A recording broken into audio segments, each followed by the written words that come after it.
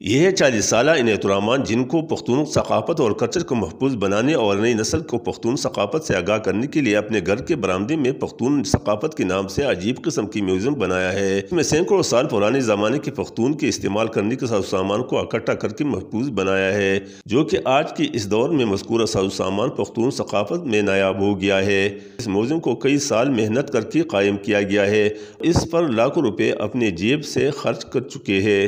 یہ قومی ورثہ یہ جو میں نے بنائے ہیں ضلع دیر لوور ماندیش میں، یہ صرف محض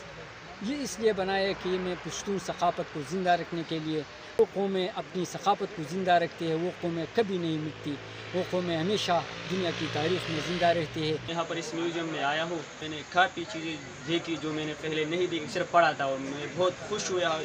یہ چیزیں دیکھ کر، اور ہم نے کافی انجوائے کیا۔ ایک طرف ان احترامات نے پختون ثقافت کو محفوظ بنانے کے لیے ایک تاریخی اقدام اٹھایا ہے، جبکہ دوسری طرف علاقے کے عواموں کے لیے سیر اور تفریح کا مرکز بنا ہوا ہے۔ کیمرہ ٹیم کے ساتھ رحمت اللہ سواتی، ماندیش، لاہور دیر۔